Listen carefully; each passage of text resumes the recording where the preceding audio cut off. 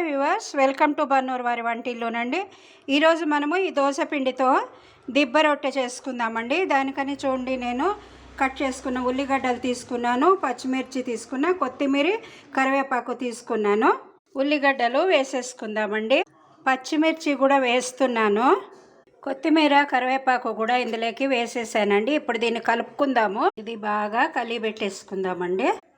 Stove పైన పెనం ఉంచినానండి. ఇందులోకి 2 స్పూన్లు నూనె వేసుకుందాము. మనము బాణల్లోకి వేసిన నూనె ఇలా చుట్టూరా ఉండాలండి. ఇలా 2 వైపులా బాణాలు పెట్టుకున్నాను నేను.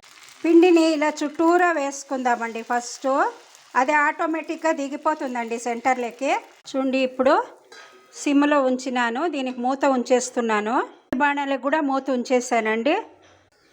ఇది చూడండి, ఇప్పుడు అవుతా ఉంది. దీన్ని తిప్పేస్తాను. దిబ్బ రొట్టె రెడీ. ఉల్లిగడ్డ దిబ్బ రొట్టె రెడీ అయిపోయింది చూడండి. సబ్స్క్రైబ్ చేయండి.